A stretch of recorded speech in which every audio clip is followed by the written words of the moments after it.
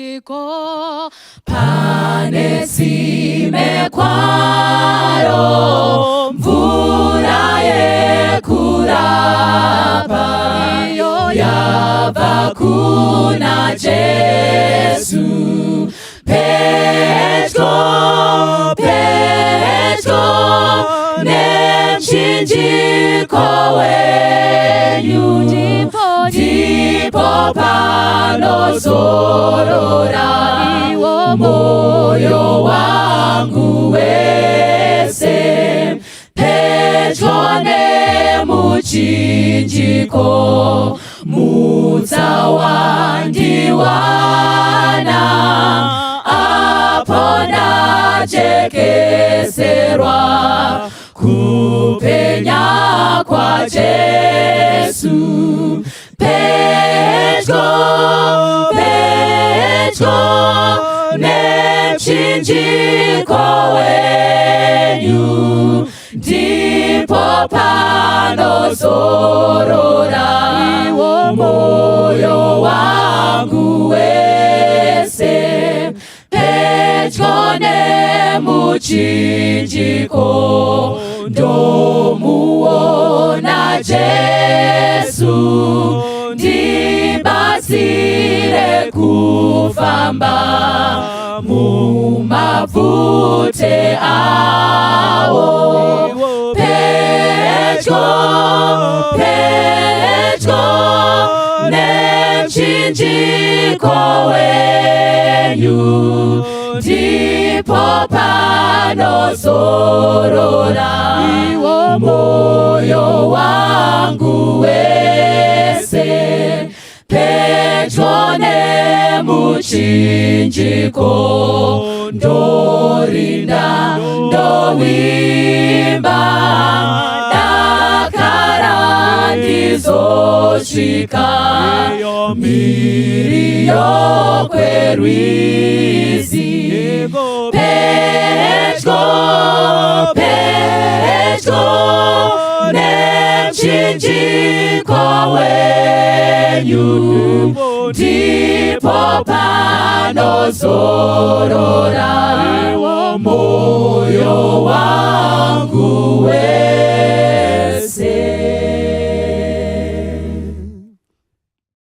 Baba vedu maita, toda kutenda nemukana wekuparidzwa kweshoko. Never allow humanity to speak of divinity in your absence. Zvimwe munhu angakumurai. Regererai kudarika kwedu kunamata kugashiriki. Kusimudzwa kwamaboko sechipiriso chamadekwana. Dzikaivo Mwari mukusiyana kwemazera. Tsanangurai mukunzwisisa kwedu. May you meet us at our point of need. Standing before the church is a sinner, desperately wicked. I'm not worthy to stand upon this holy pulpit speaking to a holy church. Nekuda kwaizvozvo Mwari ndivigeivo seri kwechanza. For you by no means share your glory with any graven images. Take it all to you, for it belongs to you. Zvaitwa zvapera Mwari, sungaivo saga rokutenda. Tigashidzei pamaoko pamusimukuro wamuchauya. Mavhomora tariro yamakarovera seri kwemakore nehoko yenyu. Biri nerikudzo ngasive kwamuri. Ndi Jesu, nyenyei neropa rakabvinza paKalvari. Tichiti amen. Ndoda kutenda Mwari panguva dzino. Handina pfungwa dzakawanda, ndine pfungwa 1. Ndoda kuti tidzidze pamaminutes mashoma atinawo. Pfungwa yandoda kuti tidzidzei inongoti usakanganwa zvawakaitirwa naMwari. Usakanganwa zvawakaitirwa naMwari. Muri vechechi yaMwari. I personally believe we are living in the last days. Kumira kwandakaita pamberi penyu, I am confident that we are closer than we first believe. Amusi kuzoona here chechi yaMwari kuti tava kurarama pamazuva ekupedzisira. Auraiti stanza number 5 inonyorwa nomuimbo wekwedu. Imi munoiti hymn, indoiti stanza. Anonyora achiti akure seiko kumusha, kunofadza kutondera. Now inzwai, ukaona munhu akubvunza ukure hwekumusha, anonokerwa nekumusha. Zvinhu hazvina kumira zvakanaka. Saka ukadzidza munyori hymn number 5, paakanyora hymn iyi, he longed for heaven. Ndosaka ukaona achiverenga, anoti ndabvunza mukani ane rwiyo rwekushinga, ndikabvunza nemurindi. Asi stanza number 3, anoti ndabvunza zvese pasi pezuva, zvapindura Jesu ari kuuya. Saka bvumiranai neni pfungwa yekuti zvinhu zvese needs to confirm the coming of Christ. Saka muchinda akaenda kumabhrera akati taimbourayiwa at 6 weeks, izvezvi taakufa at 4. We are closer than we first believe. Even animals long for the coming of Christ. Ndokuenda kumombe kumusha, zvikanzi twabopwa na12, twabviswa na12, hatina nguva yekufura, chataakushuwa kudzoka kwa Jesu. Zvinhu zvese needs to confirm. Ndobva uya kumasaluni akati zvakurukwamo vakomana, kana ngirozi dzasatani hadzizvizivi. We are closer than we first believe. Akapinda mabhabha, zvikanzi nemagwenhure, chotinetsa kana varume vogerwa sesu, hatichazivi shiri ndiani, ndivo here kana ndisu. We are closer than we first believe. Akaenda kudressing, zvikanzi men ought not to fear the pulpit of the Lord. They come upon holy ground wearing their outfits so short, wearing their private parts so displayed. We are closer than we first believe. Akaenda kuvafundisi, akaenda kuma-editor, zvikanzi they have no fear to call sin by its rightful name. We are closer than we first believe. Akaenda kuma-group, zvikanzi vakuimba zvokuti madhimoni akasvika anoimba masolo. We are closer than we first believe. Zvinhu zvose zvapindura kudzoka kwaJesu. We are closer than we first believe. Terai vanambuya, tava pedo nokumusha. Chapter 10, chapter 11, verse 13, 11 dzavaroma dzoti vakomana yava nguva yekumuka pahope. Nemhaka yedu zuva rokuponeswa rava pedo kudarika zuva rokutenda. Gospel Workers 121, dzidza chimusikana chobva chati, men and women are living in the last hours of probation, yet they are careless and they are stupid. Zvikanzi ministers will not arouse them because they themselves they are asleep. Sleeping ministers preaching to a sleeping church. We are closer than we first believe. Tava pedo vanhu vaMwari nokumusha. Asi anondifadza ndewe 220. Anoti handizivi kuti kumusha kuresei, asi nziyo dzekumusha ndava kudzinzwa munzeve. Kuti ndafunga ngemusha ndinobva ndachema. Zvikanzi relax, saka uitava pedyo nokumusha. Hama dzinodikanwa, we are closer than we first believe. Ima hamusi kuona kuti vatana voviga majaya. We are closer than we first believe. Varume vonakirwa nekumabhawa kudarika kudzimba dzavo. We are closer than we first believe. Tava pedo nokumusha. Asi mubvunzo ndewekuti kumusha kukasvika uchavako here? Irregardless of how far we are you ready to enter kumusha? Muri vere chechi yaMwari, rerega ndingodzidzavo nemi. Kana mawana mukana musakangana kuverenga page 71, buku inonzi Last Day Events. Enoch lived 300 years previous to his translation to heaven. Enoch lived 300 years previous to his translation to heaven, and he walked with God 300 years. Achecha inaundinzwa. Enoch akafamba naMwari 300 years previous to his translation. Pandinoda panonzi, but he lived in an environment which was more difficult for perfection of character more than today. Enoch time yakararama, corruption yaipisa kudarika iriko nasi. Enoch time yakararama, mayellow bone aipisa kudarika zvariko nasi. Enoch time yakararama, bondi kana dai rari riko rari sina musoro kudarika zvariri nasi. Richiri kutokompewa 50 cents 2000 bond ritori ne value pa time yake rari sina. But hanzi akafamba naMwari 300 years. Amen. Muri bere chechi ya Mwari. Isu tararama nhasi zviri nani kudarika Enoch, but we are failing to walk with God just but one day. Unoziva munhu achatikwadzisa ndiani? Ndi Enoch. Kana paine munhu achatipinza bhizi, ndi Enoch. Amira kanongotaura chinyaya ichi. Inzwazve. Ini ndakakurira kwachenda mbuya. Ndichibvako ndakandogara kuruwa. Now kuruwa time yandakagarako kudhara kwangu kudhara kwomumu. Tiriko vavaine majirawo ka ndo vanga vatori mbinga zvokuti ruwa yese maivaverenga pamwe pese panga pasina jirawo. Sa waiti ukamira muraini redu waiona 4 maraini kusvika kwokupedzisira pasina kana jirawo.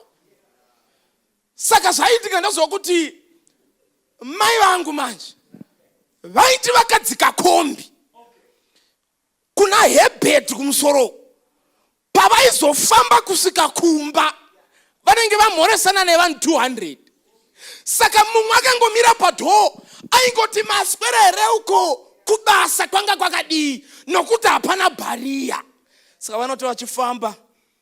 I remember very well, I was very bright in school. Trust me, very bright. Tisu timu raiti vangu muchiverenga ka teta kagara. Saka pandakanyatsorova chikoro ndandiri number 34. Saka time ino imanje ndandachirova chikoro ichi nda increase kubva pa 34 bandanogara pa 30. Saka kwandiri it was an achievement. Saka pandakatambidzwa report ndakatarisa report bandaona uko kanzi 36 34 30 ndikati zvaita 4 avava temu yese ndakavakunda. Kwakuenda kumba ndichifara chisvika ndigarire shamwari pana zvakazarirwa chapter 21. Ndichisvika kumba I was happy zvokuti kana mumba takatsvaira chikafu ndikabika zvese it was speak and span. Report ndikaisa patable so ngauye iyo irapo. Kwakubva afamba hake mukadzi uye chibva hake kubasa kwake. Handizivi kuti it's unfortunate or fortunate. Kwakupfuura nepainzi pamasengere. Masengere ndodzidza naye. Masengere baba namai maticha. Saka paunosvika pamasengere vanomhoresana vanokwazana vanotaura nyaya voita zvaoda wekweduwo mai obva ati ko kwenyu zvakadii. Zvikanzi namai masengere asingavasazoda. Zvikanzi this time zvina kuita zvakanaka. Aita nambani? Zvikanzi 3. Zvakanaka. Nofamba zvake mukadzi anoenda kumba kwake. Anosvika rake gotwe riripo. Mai zvakadii? Save tioneiwo kuti mauya nezvakadii. Save vanotora report with everlasting joy. Mai oi, I have done my best. Mwana mai vanovhura vanobva vaona 40 34 30. Ubva vatoti saka mwana uyu ari kufarira 30 kuti apasa. Mai masengere vari kutsamwira 3 kuti afoira. Cutting the long story short, takatodya chikafu chandandabika zvakanaka. And unoziva vabereki vekudhara they were so disciplined. They would let you eat before it happens. Saka munotodya zvakanaka. Muchitotaura nyaya dzani muchitonzi Save makamira. Motofara. Paunenge wazovarairwa paipai. Ndo handizivi kuti yaingovhomorwa. Waizongonzwa yagara. Kwakubva apiwa kwake mwana.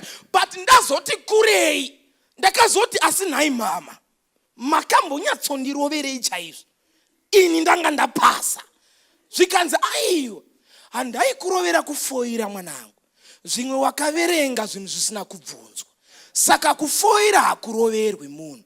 Chandakakurovera ndechekuti teacher ndi1, homework i1, test i1, wazofoira sei. Saka in short, ini ndakaroverwa kupasa kwemumwe mwana. Dai masengera akafoira, dai ndisina kurohwa. But mai vari kuti ambopasa sei iwo uchifoira. Ntenderei kudzoka nemi munyaya mhani. Ndiri kuti musi werutongo Enoch dzichamira. Dzoti vakomana ndakafamba naMwari 300 years zvinhu zvakaoma. Isu tobva tauya toti takatadza kufamba nemi. Mwari oti ini ndichakurasirai. Makatadza sei zvakagonekwa naEnoch. Terahama dzinodikanwa, it is dangerous to fail where the forefathers have passed. It is dangerous. Inokachatikuwadzisa sokuti wakomana ndakafamba naye imuri kutaura time yenyu zvangu zvanga zvakaoma kunyangwe zvakadaro ngatishinge pana Mwari. We will walk with God one day. Muri pere chechi ya Mwari nemhaka yei kudenga kunoda kuenda. Asi chimbonzwa zvekuti kudenga uko kwakaita sei 21 kasika shamari ndina manje 21 and the 12 gates. And the 12 gates, they were 12 pearls. Come on. Every several gate had a pearl. And the streets of the city was pure gold. As it were transparent. Saka chiverenga nechinzwa. And the 12 gates were 12 pearls. Ukaverenga rechishona rinoti magedhi aya ari 12. Paiva nemapearls 12. Pagedhi rimwe nerimwe paiva nepearl. Saka zvaigona kuti gedhi ringe risina pearl. Ukapedza kuverenga inoti kana wazopfuura pamapearls waizoenda panzira dzendarama. Saka chechi inogona kusahwisisa pearl. Vanodzidza pamusoro paro handina kuzvidzidza izvi, asi vanodzidza pamusoro pazo vanoti pearl ichi chidombo chinokosha chinotorwa kuhozhwa yemusi yobayiwa zvainobayiwa yoiswa pa a certain environment and condition. So as the hozhwa grows, as the hozhwa grows, it strives by all means kuti ibude muchisheu chayo. Saka painobuda muchisheu chayo inoproduce a certain liquid. That certain liquid painooma ndo painobuda chidombo chinonzi pearl. Saka pearl is a product of suffering. Achecha ipo man. Ndiri kuti inini kudenga pagedhi rimwe nerimwe pane parera. Vachaenda kudenga, they are products of suffering. Suffering we panyika yatigere. Vachaenda kudenga vakatambudzika, asi vakatambudzika vachikunda. Denga richazara nema products of suffering. Ndosaka 14 za John verse ya 1 dzinoti vakomana moyo yenyu ngairege kumanikidzwa. Mwari anozviziva panyika pane zvinomanikidza, asi vachapinda kudenga vakashingirira mumatambudziko. Asi pedzezvo usakanganwa zvawakaitirwa naMwari. Muri pere chechi ya Mwari. Usakangana zvawakaitirwa nani? naMwari.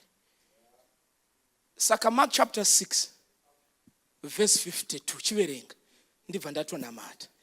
Verse 52 verse 52 verenga neshona verenga hako. Nokuti vakanga vasati vanzwisisa shoko rezvingwa. Unoziva kuti Bible muno waMwari rinokomborera man. 52 iri kungoti because ndo paindotangira. Nokuti vakanga vasinganzwisisi shoko rezvingwa fusto.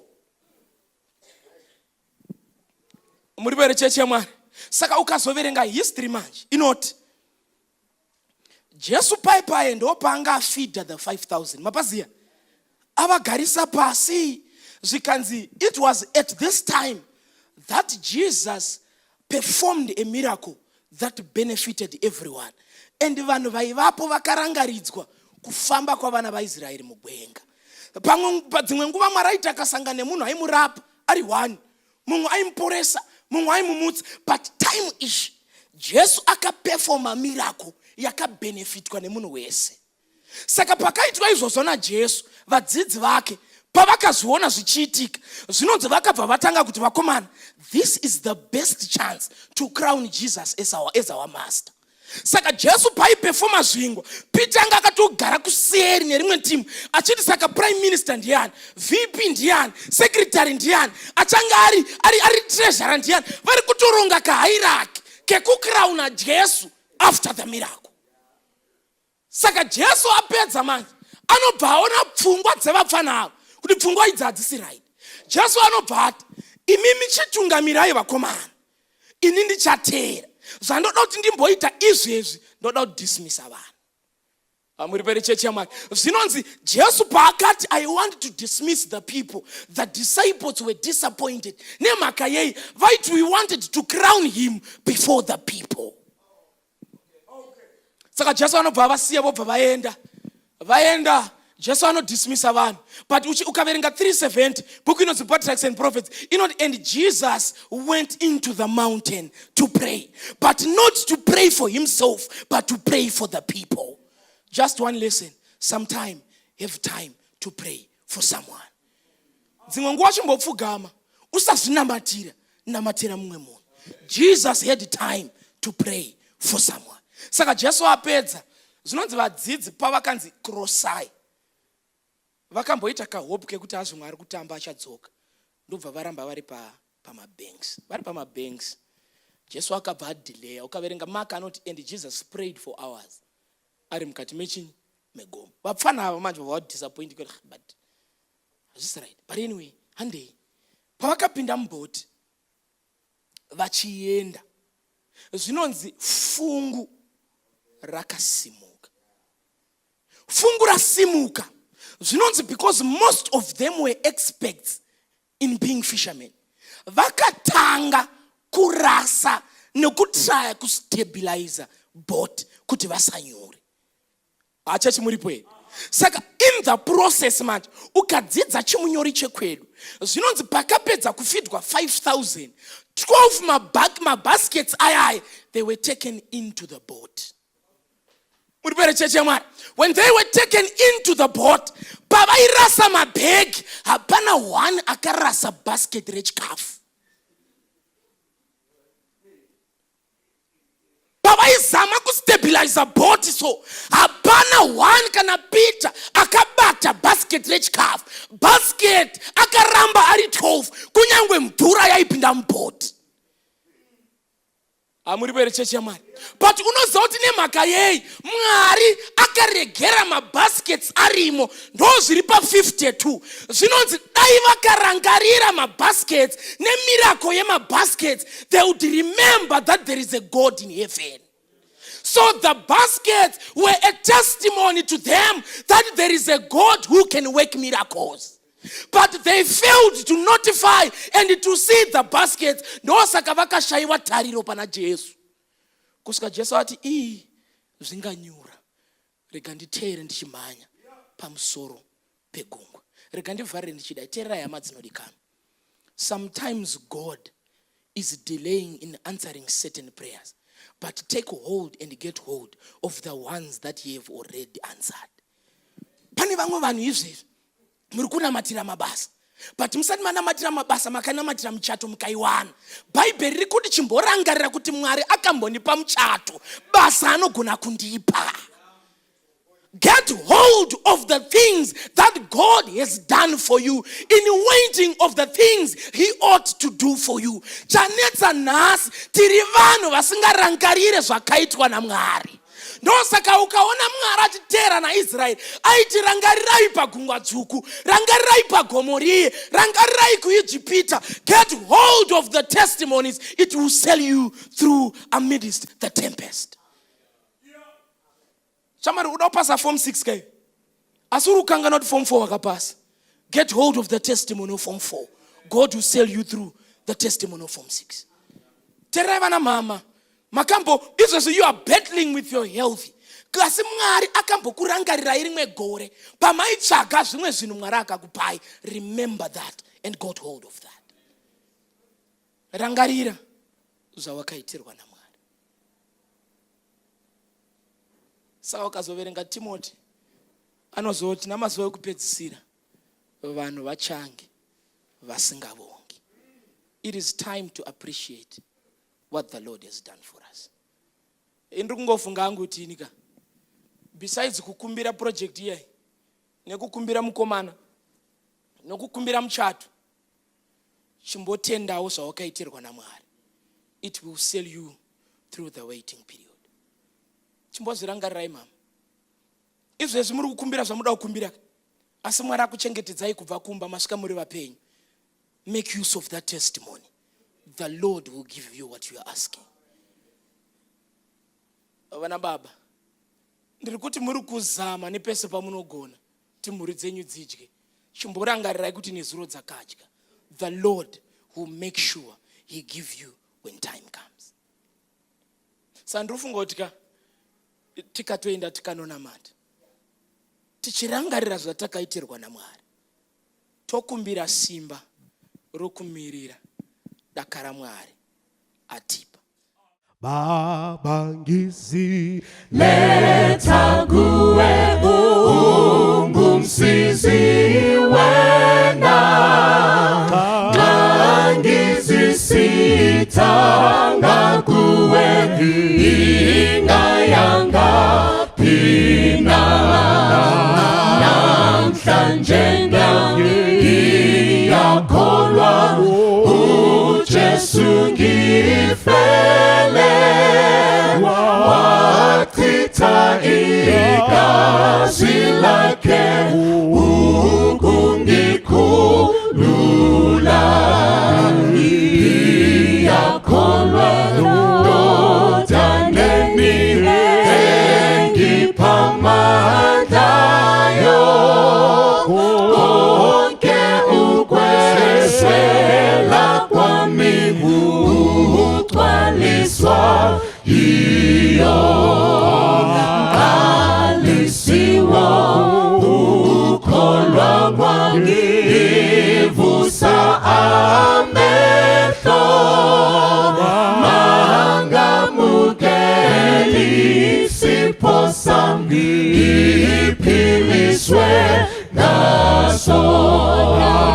Namhlanje ngiyakholwa uJesu ngifele, wachitha igazi lakhe ukungikhulula.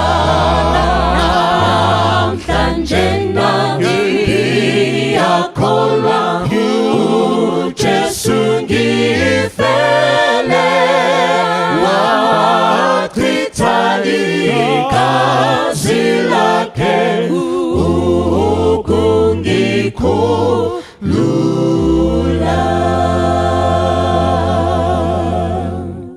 Ndoyera senyimoyo, maropa a Jesu ega, ndinochena ngenyiwo. Maropa a Jesu ega, iwo akanakisa, anondichenisa, basi ndinoziva. Maropa a Jesu ega, ndinosunungurwa ndi maropa a Jesu ega, ndinoawo nabasi. Maropa a Jesu ega, iwo akanakisa, iwo anondichenisa, basi ndinoziva. Maropa a Jesu ega, hakuna chimwe chiro maropa Jesu ega kurekera zvitadzo maropa Jesu ega akanakisa anondichenisa basindi noziva maropa Jesu ega ndirusimbi rorwangu maropa Jesu ega nekurura makwangu maropa Jesu ega akanakisa anondichenisa basindi noziva maropa Jesu ega mbiri mbiri ndoimba maropa Jesu ega rukutsondi nounza maropa Jesu ega akanakisa anondichenisa basindi noziva maropa Jesu ega akanakisa anondichenisa